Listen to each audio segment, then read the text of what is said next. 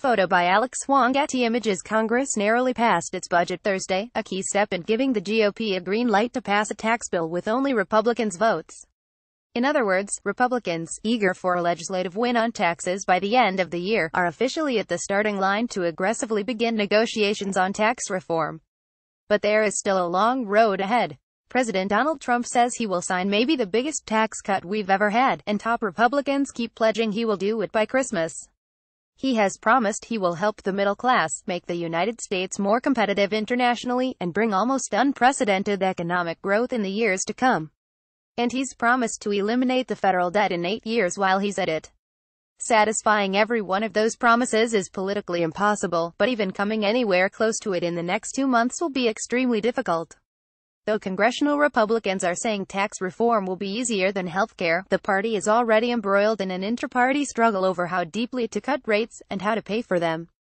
And despite months of negotiations between top House and Senate Congress members and members of Trump's administration, a working group dubbed the Big Six, Republicans haven't actually agreed on many important points. And what they have agreed on has already raised some eyebrows within the Republicans' conference.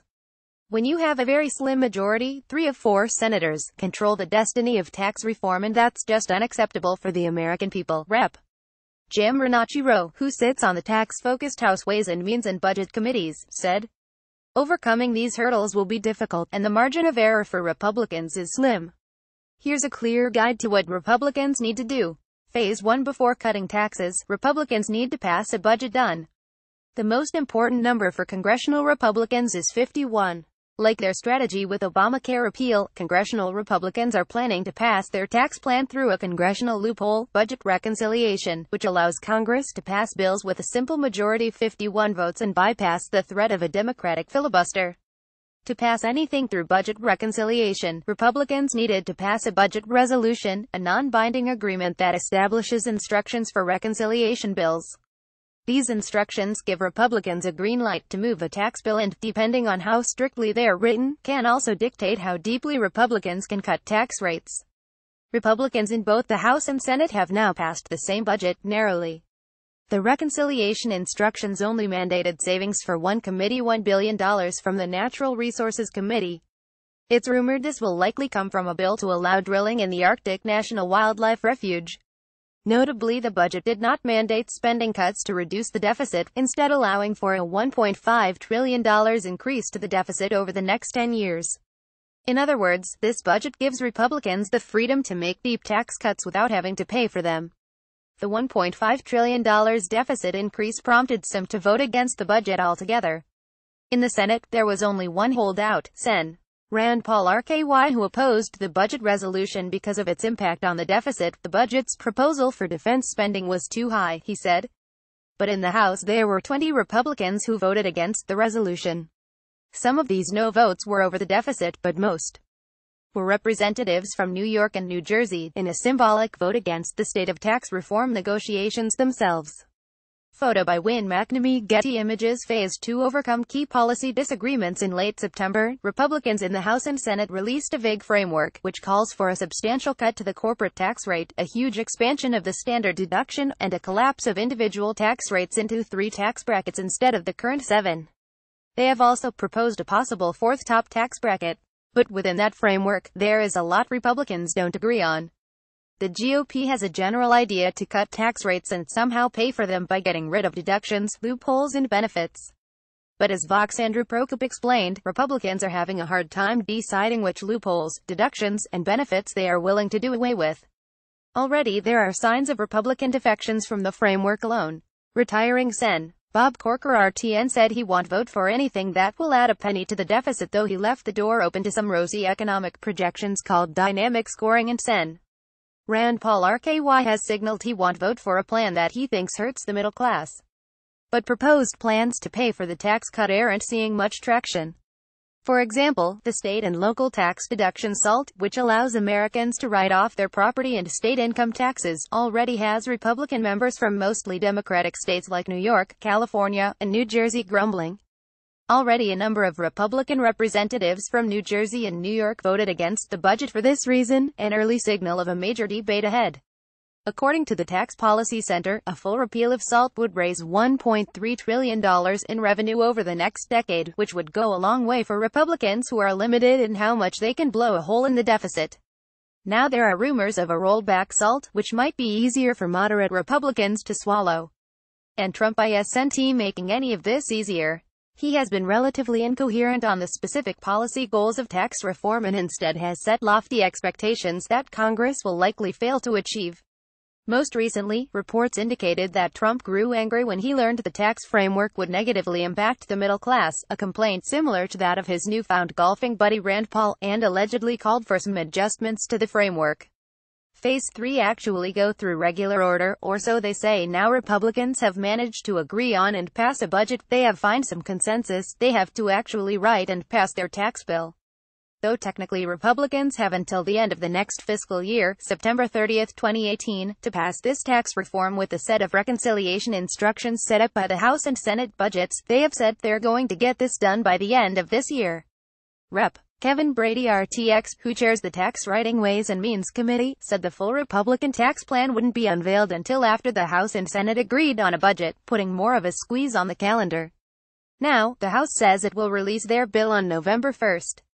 House and Senate leadership has promised that tax reform will go through the full committee treatment, especially after the closed-door process for Obamacare repeal ultimately led some Republicans to vote against the health bill altogether earlier this year. In the House, this will be the charge of Brady's Ways and Means Committee, and in the Senate, Orrin Hatch Rutt will be the chief tax reform negotiator in the Finance Committee.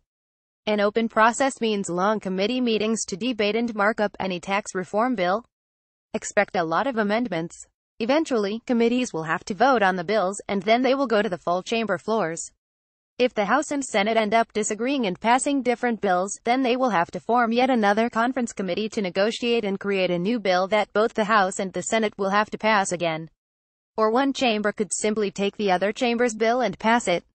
Photo by Wynn McNamee. Getty Images. Phase 4. Get this bill through the Senate's obscure budget rules, which is the really hard part at some point after Republicans reconcile their differences and fend off enough outside interests to actually write a bill. The Congressional Budget Office and the Senate parliamentarian are going to have to weigh in on this whole process, a step that could completely derail Republicans' efforts.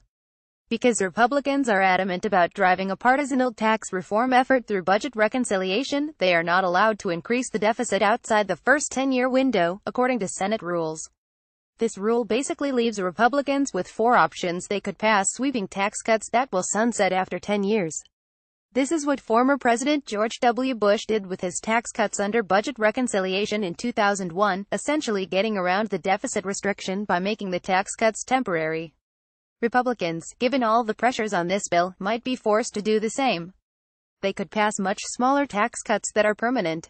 If Republicans decided that making tax cuts permanent is more of a priority than deeply slashing the rates, they could theoretically find enough revenue raisers and offsets to pass permanent, but substantially smaller, tax cuts. It's unlikely conservatives will sign up for this. Already House Freedom Caucus Chair Rep. Mark Meadows RNC has drawn a red line at the 20% corporate tax rate. Anything above that means it's likely a lot of conservative members won't vote for the bill. Technically, Republicans could also split up their tax bill into 3 separate titles. One would be a temporary Republican-led effort that would pursue aggressive tax cuts and have to sunset in 10 years. A second would be permanent and comply with Senate rules, and the third would be a permanent bipartisan proposal needing 60 votes and likely find consensus around issues like the child tax credit. By going this route, Republicans would be able to split the impact of the deficit between budget reconciliation bills and regular order. Some analysts have also floated the nuclear option, in which McConnell just overrules the Senate parliamentarian. McConnell did not do this in the healthcare debate, but some have theorized there is more pressure for him to go to extreme lengths this time. Along these lines, the Senate Budget Committee could also use a different, more ideologically conservative score of their tax plan instead of the CBO's evaluation. There is also the fifth option. Republicans could just abandon the whole effort. Because they failed so spectacularly on Obamacare repeal, this option is looking unlikely. In any scenario, they will be relying on projections of increased economic growth from tax cuts to offset the revenue losses from those cuts, known as dynamic scoring. But even under the rosiest of projections, growth alone won't be enough to offset the full losses from the deepest cuts Republicans have proposed. A large contingent of economists, and even some Republicans themselves, have already called these growth projections unrealistic. Many are skeptical whether the Senate parliamentarian will accept those growth numbers. The CBO's score of the bill will play a big role in estimating the effects of this tax package, and how the Senate parliamentarian, whose role it is to advise whether or not bills adhere to budgetary procedure, will rule. Already the deficit question is looking like it will be a massive challenge. As I explained above, some of the proposals in the tax reform framework are already showing that they will increase the deficit by trillions of dollars. Changes to the corporate tax rate, for example, would cost more than $4.1 trillion from 2028 to 2037, according to the Tax Policy Center. It's all a question of which tricks Republicans will be allowed to sneak through the Senate and how ambitious they plan to be with reforming the tax code. Whichever path they chose, however, there will be roadblocks ahead.